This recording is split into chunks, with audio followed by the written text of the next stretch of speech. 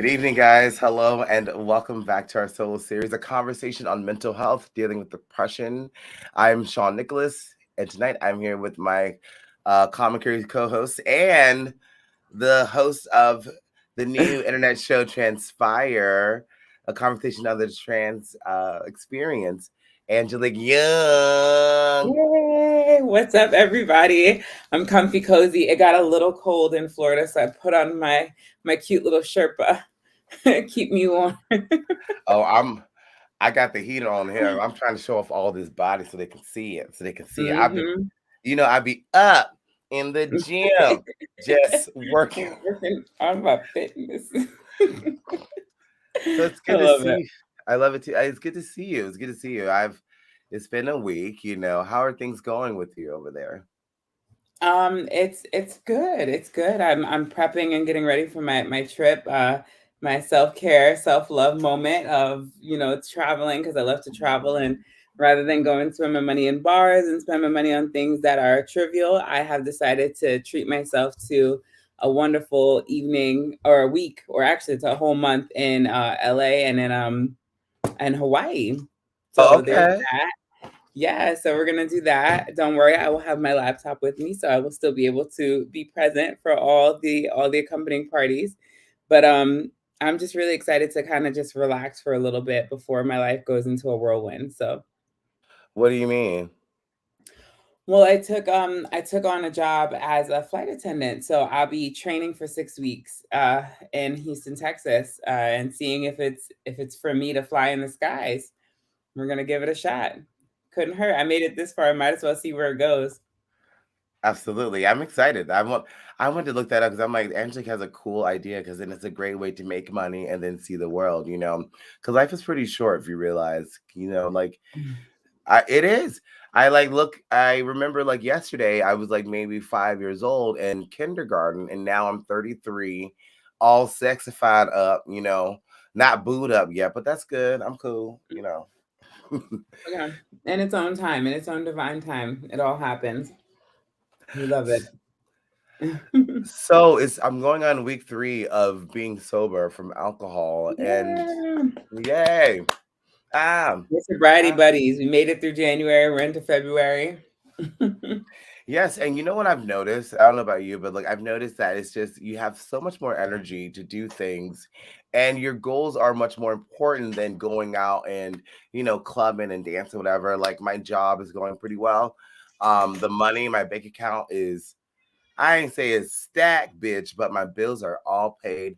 I'm not running around. My life is becoming more manageable. Like I said, it kind of really hit me that I was an alcoholic when in AA the leader was saying, you're usually you're an alcoholic when your drinking causes your life to become unmanageable. And I was kind Mm, of there for a long time, especially living in yeah. New York. You can't be out there at the club drinking every day, every night, and think you're gonna pay like this $1,200 rent, living in this small space. So it kind of gets to you. But Girl, I you don't got know. my rent this month. You got me this month. You can split it with me. You got me. You gonna cover it. Hold on. No, but I've just noticed a change because I was in my class and we're talking about how alcoholism, it really changes your brain chemistry. Like it's one thing to go out and have a couple of drinks with your friends after happy hour. Let's say like every Tuesday it's happy hour, you have a couple of drinks with them. That's one thing. But then when you go out and then it's like, I would stay all night until after they close. And then you're drinking after 3 a.m., it's too much. And I couldn't really do anything. But I'm noticing that like my brain chemistry is kind of coming back to normal. Like I'm not reacting to certain situations with the same fire, I should say. I work in a Yes, I bar. recall. I work in a bar, so you see a lot of drunk people. So, anywho, you want to talk about we're talking about dealing with depression, and we have been for a while in mental health. You want to talk about triggers and ways to cope with those triggers, correct? Yeah, yeah. So a big part of dealing with your depression and noting it, we've talked about the many ways depression comes, be it chemical, be it genetic, or be it environmental. or situational, societal, however you want to see it. There's so many ways it can come to you and how you can go through it. But it's really key for you to understand that this is something that is triggered. So when we say the word triggered, we mean, what is it that puts you in this state? Is it rejection? Is it denial? Is it, memories that are repressed? Or is it, instances, PTSD, whatever the situation may be? Knowing what triggers you into that depression is high key how you start to overcome the depression. So Mhm. for instance, just to throw it out there, if somebody was to say live in a situation where perhaps they have somebody who talks down to them, somebody who belittles them, berates them, makes them feel like they're less than they are, knowing that they are not the problem is the first step. The second thing is that knowing when that person is doing that, knowing that that person is projecting, also helps you. Yes, the words will hurt, but you know not to take them so seriously. You know not to take Right. them full heartedly. That person is in a bad spot. That person is not capable of being where you are. And this is an instance of you um, seeing someone try to bring you down because they don't like that you are feeling better than they are. They don't like that you're in a better Right. spot than they are. They don't like that you have a joy or a light that they don't have or no longer have. It's very much because y'all know I'm a Disney person. I watch these things. It's very much a relationship between Cinderella and her stepmother.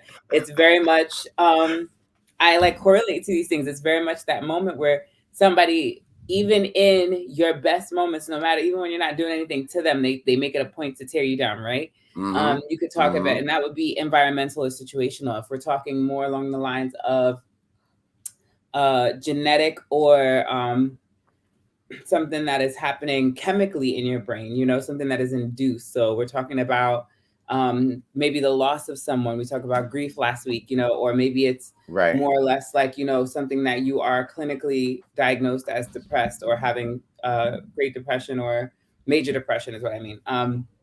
These are things that when you encounter that moment, when you feel yourself sunken in, when you know you love to bake, right? And you know you get up every day and you bake, and then all of a sudden today you're like, I don't feel like baking. That's a flag. When you go to do the thing you love and you no longer want to do it, that's a flag. When you find yourself turning it down or saying not today, there's a difference between being like, girl, I've baked every day this week. I'm sick of sweets, right? I'm not baking nothing. Let me go make dinner, that's Mhm. different. But when you wake up and your joy and passion is big and you like, I'm shutting down shop today just to lay in my bed and go to sleep, and you know that this is out of your normal, and your friends know that this is not your normal. When you're normally the happy-go-lucky, cheery person, and you come in with a sad disposition or demeanor, it's a moment where you and your friends need to be like, is everything okay? Am I Right. okay? What's wrong? What's bothering me? What's really like that? I had this situation that I was actually talking about just yesterday where we were talking about when you lash out Mhm. at people and you notice if somebody really annoys you, if somebody's really, I was saying this on my story actually. Um, if you find yourself in a situation where you're okay and then somebody comes in the room and as soon as they come in the room you're irritated, and then they say something to you and you're two times more irritated and you're like, ew, shut up, like, no, like, why would you ask that, like, you're stupid, like, you immediately go into that mindset of things. You have to Mhm. ask yourself, why are you really mad at this person? Why did this person's appearance, why did this person's whole personification just make you feel like you needed to like be this miserable nasty person to them? You don't Right. know why you do it. We all do it. I think everybody at some point in time, you just snap and you don't mean it necessarily, not intentionally. A lot of it is a precondition to yourself. It's a defense mechanism, and you don't even realize you're doing it half the time. You just think like you might be cranky. You blame it on being hangry. You blame it on something else, right? But the reality is that that is a battle within you that you're fighting. That's something that you're not agreeing with. You're not being honest with yourself, and that actually is what helps perpetuate that depression. It puts you even more in that field. And people think that everybody's like Eeyore when they think depression. They think depression Mhm. is just this thing where you're sad and you're miserable and you want to cry all day and whatever. And I think they confuse what a period is with depression, And I think that that's what people, like you're emotionally distraught. Like I'm like, that's not always depression. Depression doesn't look Right. like that. Depression is a smiling face. Depression is like, Robin Williams, people who help people. They Mass. really, yeah, Mhm. they will jump out of the way and they'll deal with your problems over their own. Not all depression looks the Absolutely. same. So it's important to know how depression looks for you, is my point.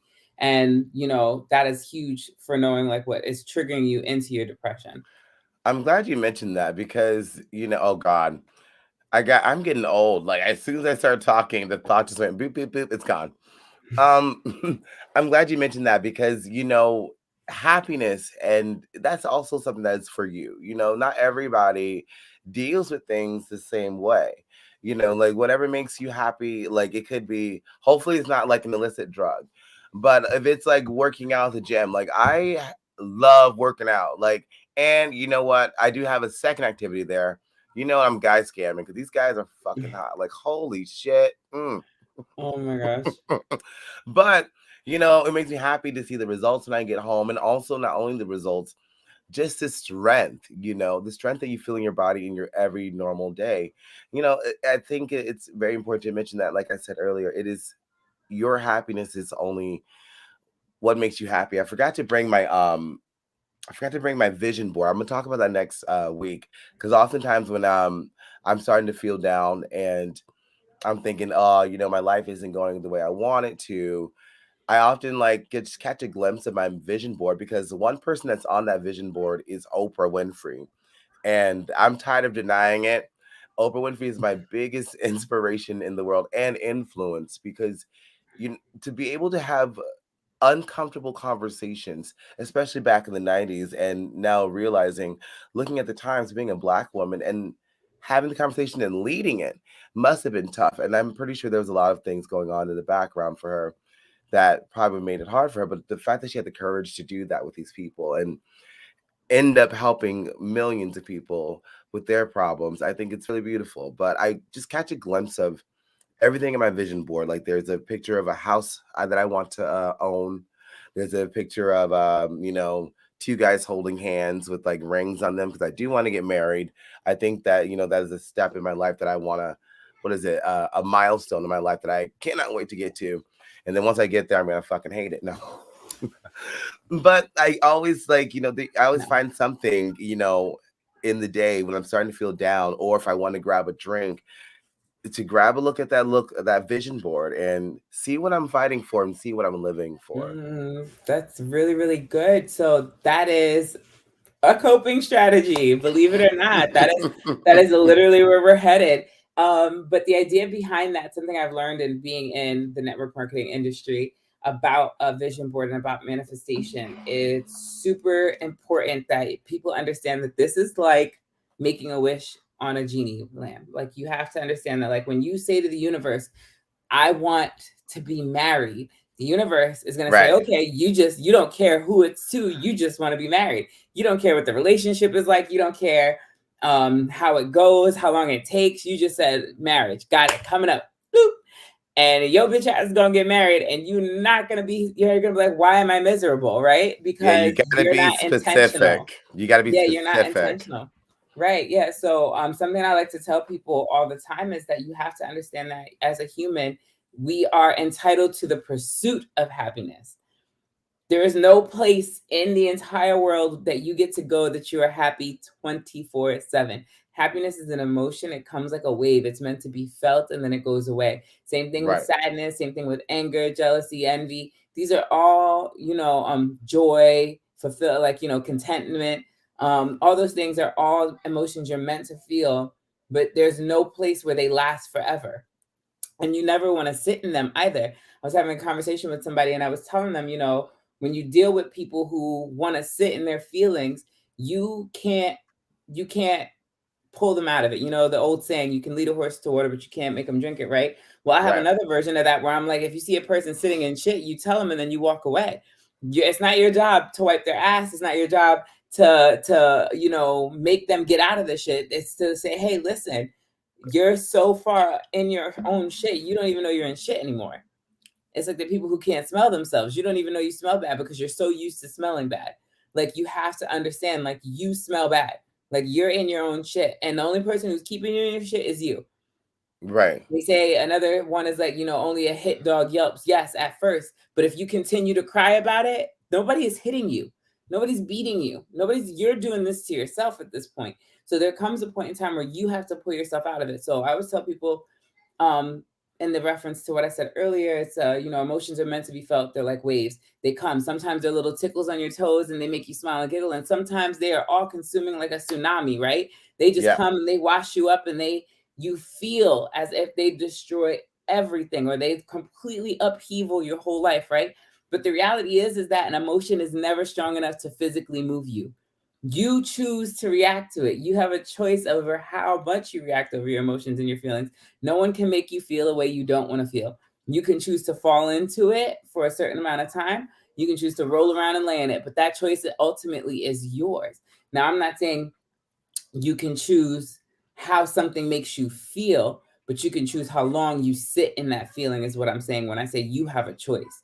You can choose to let the racist who calls you a name truly bother you for the next week and a half, and you can vent to all your friends about the person who called you the N word, or you can embrace that moment, realize that there are these horrible people in the world, but don't let them control how you react, how you go home and see your family, how you don't go home and see your family. Don't go lock yourself in a room and cry, for the whole week because somebody said this to you, right?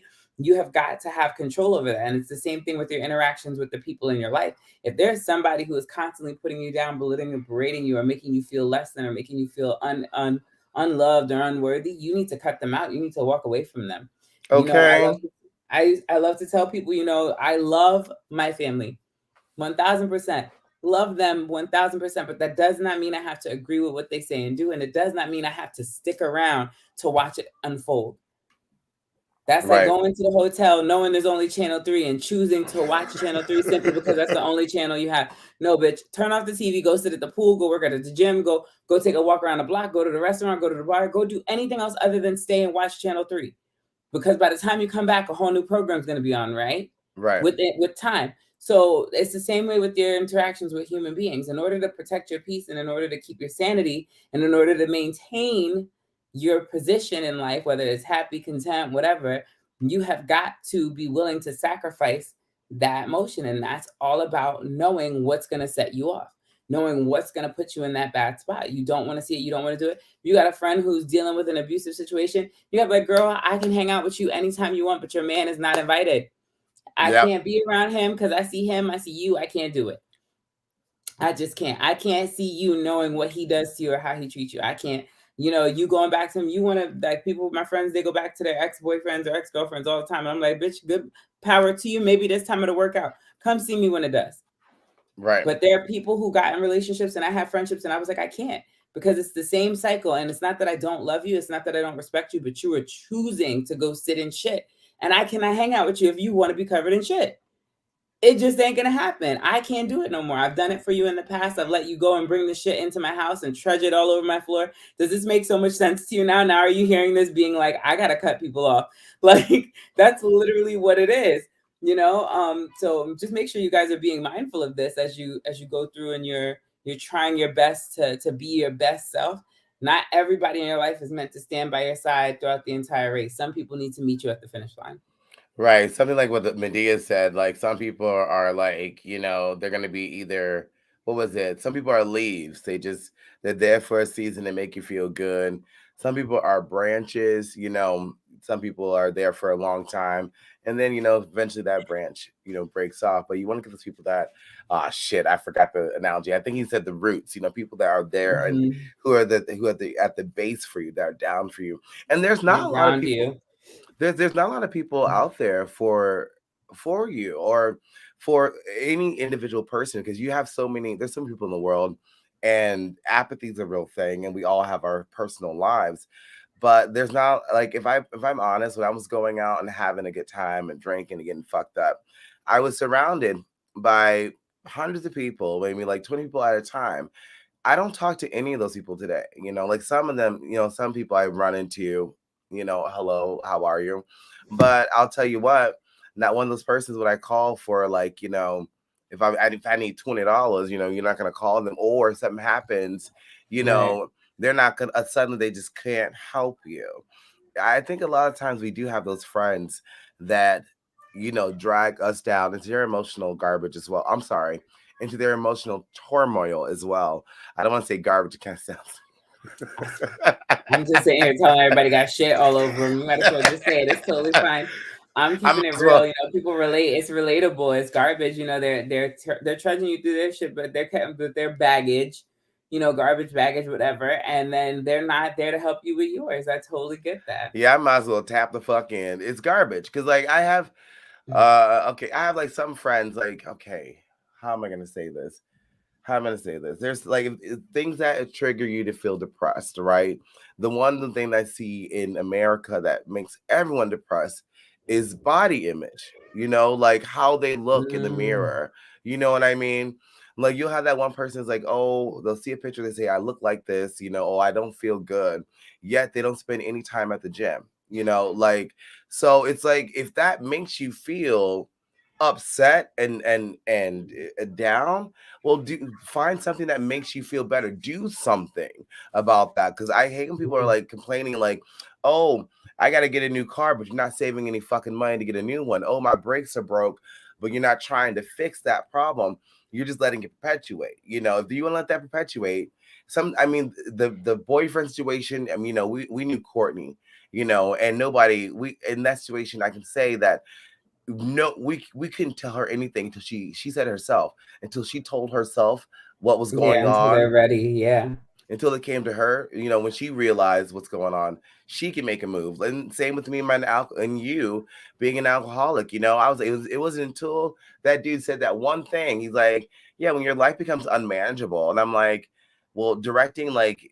Basically, I'm directing this show and Common Courtesy. Directing is like about managing other people. Like we had a promo shoot last week, and it was all about managing where everyone is. You know, knowing like where Angelique is, where's Dr. Palin? Oh, she's gonna be 20 minutes late. It's all about managing time and then making time for that.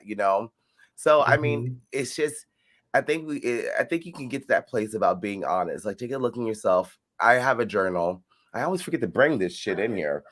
I have a journal and I write in it, like about what's going on that day and what made me feel good that day and what worked and what didn't. So I mean, I do get annoyed, but I think that if you have those issues, like if you're saying, I don't like what I see when I look in the mirror, I don't like what I Mhm. see in my relationship, I don't like this what I see in my dating atmosphere, sometimes we have to make some changes with ourselves. And then once you make that change, 1000%. you're just right there. You found what you needed to find.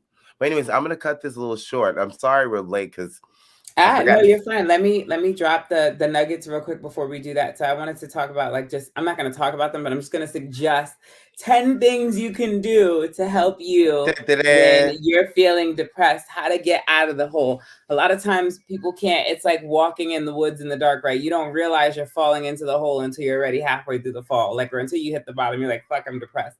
Like, all right, so getting out of that is really good. Like the number one thing everybody's going to tell you to do is exercise, get those endorphins going, make sure you're moving. You don't got to go run a mile. You don't got to go lift weights. You can just go for a walk. Literally 15 to 30 minutes a day can change your entire outlook on life.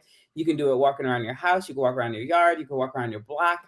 Whatever is fitting for you, just the movement alone is enough. Something I tell people who are stationary at their desk in between your calls, if you're working, just do some jumping jacks. You're going to laugh. Your neighbor's going to laugh. Everybody's going to have a good time. It's going to release endorphins. Get moving.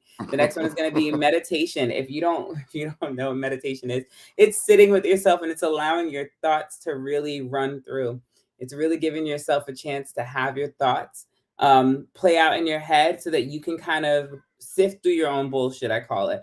You can kind of pick through what's important and what's not, and the things that stay in the front of your head, you can address them when you're done meditating. But meditating is awesome.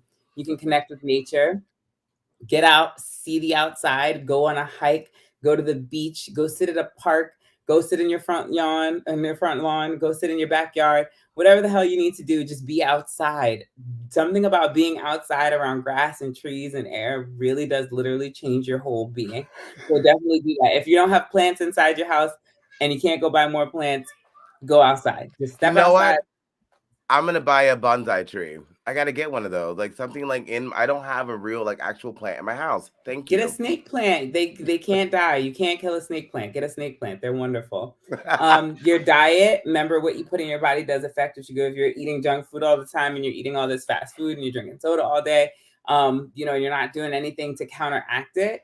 then it's going to affect your mind state. It's going to affect your mood. It's going to affect how you relate to things. There's some people like me. I've been drinking freaking Pepsi since I was 2 years old, and it does not bother me. Like, to not have it or to have it, it does not affect me. Like, I like, when I'm happy, I drink it. When I'm sad, I drink it. It doesn't matter. Like, I just need it. It's like coffee for me. So I love it. But I mean, all the other things you put in your body are super important. If you're eating those things, just be mindful of it. You can't have pizza every night and expect your body to be like, yes, I love you. No, your stomach's gonna say I love you, but your brain, your heart, your ass, and everything else is gonna be like, bitch, what are you doing? So it's like, make sure you're putting some effort into your dieting. Something that I started doing recently that's really helpful is journaling. At the end of the night or the morning, whichever one you prefer, sit down with your piece of paper and a notebook and just write your feelings. Get before you go to bed, it helps you get everything out of your head. I always tell my teams, because I work in network marketing, that getting things out of your head and onto paper takes them from being a dream and an idea into a reality. When something Hmm. is a reality for you, you can always shift it, move around, create a plan, or execute it. So you know what you can do with it based on seeing it in front of you. So it's always good to write it down and do journaling. Something I do all the time is affirmations every single morning, every single night. And when I'm stressed out in my bathroom, ready to pull my hair out, I'm literally like, let me say these I am mantras. I have a whole wall of them. You speak in present tense. So I am worthy. I am deserving of love. I am successful. I am wonderful. I'm a good mentor. I'm a good friend. I'm a good brother, sister, uncle, cousin, whatever you want to say. But I am, and I have, and I drive, and I do all these things, all present tense. After affirmations, I want to say protecting your energy. You heard me say it already. That's just high key. If you get a bad vibe, trust your gut. Your gut is never going to lie to you. It's never going to mislead you. If it's telling you no and you choose to go forward, this is why people die in horror movies, right? Put yourself in that position. Like, think about it that way. There was a movie called Law of Attraction. There was a girl, every time she had a sexual urge to go have sex, she would open up a book of STDs and look at them for like 5 minutes, close the book, and be like, I'm staying home. So, like, motivate yourself appropriately. Like, literally motivate yourself appropriately by protecting your energy. When you feel that people are no good for you, when you feel like the situation might be bad, stay home. You're not missing anything. You like, don't put yourself in a bad spot. Um, get creative and having grace. I tell people all the time, having grace is so important to me. I'm going to talk about it before I say anything about getting creative. Having grace is the ability to apologize to yourself and say, it's okay. It's Right. okay that I woke up late today. It's okay that I didn't make it to all the different things on my checklist today. It's okay that I'm not where I want to be yet. Remember to add that. It's okay. You're just telling yourself that you love yourself and that the things that didn't go the way you wanted are okay, because everything is not meant to go our way. If it was, everybody would live a perfect life. So you're not living to be perfect. You're living to get things done so that you can be peaceful. Not living for And happiness, we're things living for peace. and things happen for a reason as well. You know what I mean? Yeah, Like, it'll shift. You don't know what it is right now, but it might be for your benefit for later. It's happened a lot. Getting creative in any outlet whatsoever, whether it's doing a podcast with one of your best friends, or or making art, or playing a sport or doing something to that effect. Anything along those lines that get your creative juices flowing. Dance, singing, even if it's just karaoke, go out and do it and just have fun and get creative with the riffs. Don't try to sing it exactly like the person. Make it your own. Anytime you do that, baking, cooking, anything like that, it's all a part of it and just allows you to identify with something even more. There's even little coloring books you can download an app. You don't even need real markers and pencils anymore. um, Number 9 is going to be sleep. Please get sleep. The average human being gets somewhere between 4 to 6 hours for adults, and it's between 8 to 10 hours for children. So literally, if you don't find yourself getting that kind of sleep, you need to make sure you're at least getting the minimum, which is 4, and at least aiming for 6 hours a day. You guys should be getting a decent amount of rest, enough time for your body to go into REM sleep, and not these power naps, because eventually you're going to run out of steam. You're going to run out of energy. Your body can't produce it. Your skin won't glow like mine. It won't happen if you don't get no rest. You need you're some sleep. stupid. Your skin won't glow. Your skin won't glow, but not only that, not like mine. Like mine. Right, exactly. And me and sleep, we got a good relationship. So like, make sure you guys are taking care of yourself on that level. And then lastly but not least, this one is going to be the hardest one for anybody to do. I promise you, you're going to struggle like a motherfucker with this one. It's minimize your time on technology. So hard to do, but the first 30 minutes when you wake up to the first 3 hours, don't touch your phone. Watch how much better Your life operates when you don't pick up your phone the first 30 minutes you wake up. Don't pick it up. Don't take it to the bathroom. Don't scroll. Don't check your emails. Set your alarm clock 30 minutes before you have to get up, or an hour before you have to get up, and give yourself that 7 to 7:30 or 8 to 8:30 or whatever it is you have before you have to get on the go, and give yourself that time. In that 30 minutes, you can go back and do one of the other steps. You can get another 15, 20 minutes of sleep. You can go meditate. You can draw. You can make yourself a wonderful breakfast. Whatever it takes, but do not touch your phone. Connect with yourself before you connect with others. Stop filling other people's cup from an empty cup. So, this is super important for you to feel better about yourself. You cannot save or help anybody if you have not saved and helped yourself. So, stop Okay. putting other people before yourself. You can be the best superhero possible. Even Superman got to get up, put the suit on, and then put another suit on over it before he goes to work. Think about that. Think about that. All your favorite heroes do that. They all have a second outfit, right? Or hide one underneath or live their lives completely in that thought process. They have to take care of themselves and put their armor on first before they venture out into the world to save other people. Take your time. And I don't care who you are, how fast you run. Ain't no in hell Superman sliding into that skin tight suit so quick. So take your time and put it on properly. Get your defenses up, guys. Really put yourselves out there. I'm a turtle nerd. I know. I love it. I accept me. I Same, love same me. here. So it's like it's acceptable. But yeah, that's pretty much all I have for you guys today. They try to tell you like minimize your technology down to like they want you to like have like 4 hours away from it. I don't know how many of you can get past 30 minutes, so we'll start small and work. And other things, declutter your space. I always feel like that Bruce Almighty. When you feel like your life is in a shitstorm, go clean your room. Um, Really fast. I think when we talk about technology, I think is when we have to get away from it. I think we have to get away from like sitting there with it. You know what I mean? Like sitting there no, on like Facebook all day, on the computer all day, or like talking to someone on the phone. Like get it. Like I think if you listen to music, if you're using to listen to music but and you it's don't have helping to you. be. Music is not technology. Music is moved to technology. But when they say technology, like you have to think about it. So many people wake up in the morning and the first thing they do is they check their phone So to what I see was how the world is doing and not So themselves. so yeah, that's what I was saying. I'm like, I don't. What I'm trying to say is this: is like when you talk about technology, you don't mean like if I want to use my phone to like listen to music as I run. I don't think that's the same thing, right? That's not the same No, thing. That's no, what no, you're no. Like I talking said, about. So I kind of wanted yeah. to like clarify, like like you said, like don't check your phone to check your text messages or whatever, whatnot. But if you're using it for like some music to like help you relax in nature or relax while you're working out, absolutely. But like, I kind of want to clarify that because we need to. I think when people say that, they kind of feel like they got to put their phone down for everything. But like, I think that for like artistic endeavors, you know what I mean? Like just the Mhm. music part, for me, I think that would help people as well. But keep on going. I'm sorry. No, no, no, you're good. You're good. I believe in whenever I go out to lunch or dinner with my friends, I make everybody put their phones in the center of the table. And I say first person to check their phone is paying for the appetizer, second person to check their phone pays for the bill. I don't know why people can't go out to dinner and like not check their phone or like at the club and have their phone down. I have been on dates with guys and I'm like, you pick that phone up again, this date's over. And I I tell them I straight up, no, that's a good one. Yeah, I tell them put their phone in airplane mode. You can have your phone to take your pictures and do your content if you need to, but be in the moment with me. Be like, I'm not right. here, you're not here. We don't see each other every day. Even if we went to lunch every day, this is our time. And I don't want to share my. I'm spoiled and selfish. I don't share very well. I don't want to share my time with your phone. I don't want to share my time with your followers. I don't want to share my time with your mama. It's I'm dead. me time. It's me time. It's me time. If I could do it for you, you could do it for me. That's how I feel. Okay, so I want to come back to this next week a little bit more because it's I don't know, every time I come and do this show and afterwards I just feel this feeling of like, weightlessness.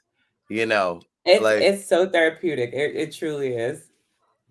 all right, we'll see you guys next week more on dealing with depression and coping mechanism and triggers to help you guys to like get through, basically life in general. It's not easy. I think it takes a village, to get through things.